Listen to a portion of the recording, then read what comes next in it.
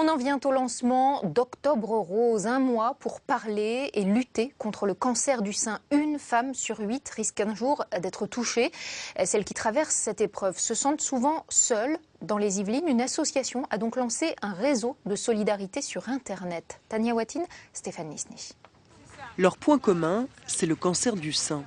L'une vient de se faire opérer, l'autre suit une radiothérapie. Quant à la dernière, elle est en rémission après un an de traitement lourd. Ces trois quarantenaires se sont rencontrés sur Internet. Ça nous fait du bien d'être entre nous, au moins de temps en temps, ou de pouvoir échanger entre nous, parce qu'on partage le même type d'expérience, de difficultés, et on se comprend. Diagnostiquée à 39 ans, Laure Guéroux s'est parfois sentie seule pendant, mais aussi après son traitement. Elle a donc créé sur Internet un réseau social réservé aux femmes atteintes du cancer du sein. Forum, conseils, infos pratiques aident plus de 1200 patientes à différents stades de la maladie. Pour les personnes qui sont en traitement, c'est beaucoup, je dirais, de réconfort, d'informations par rapport aux effets secondaires, voilà, comment traverser cette épreuve. Et puis dans l'après-traitement lourd, il y a un grand sentiment de solitude.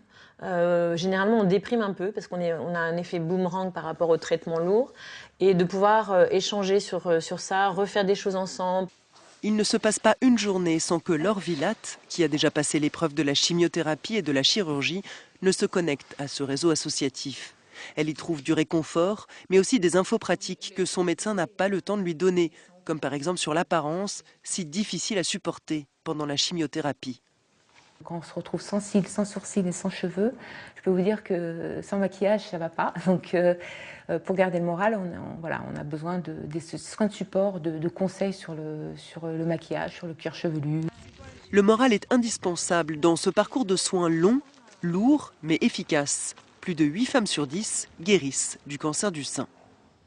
Oui, et pour marquer le début de ce mois de mobilisation, une marche rose a lieu en ce moment même dans les rues de Paris. Elle est partie il y a quelques minutes de la place de la République. Séverine Larouille y était.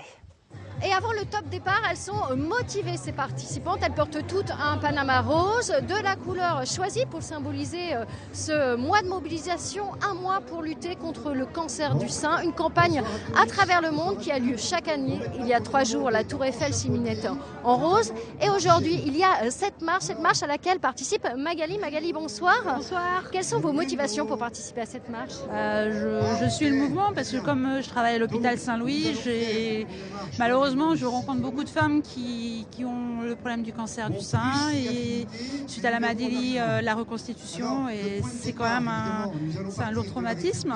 Et j'espère ne pas avoir cette maladie, mais je pense qu'il faut qu'on se mobilise pour ça, et toutes les femmes, tout ensemble, et voilà. Merci beaucoup. De rien. Bonne marche. Une marche pour inciter sur les bienfaits de l'activité physique. Cette marche, ce soir, elle traversera le Marais, puis l'île Saint-Louis, puis ensuite direction la rive gauche pour une arrivée à 20h, place d'Italie, à la mairie du 13e arrondissement. Un avant-goût avant les marches et surtout la grande course de ce week-end. L'association Odyssea espère attirer plus de 40 000 participants. Voilà, Octobre Rose, ou l'importance de se mobiliser contre le cancer du sein.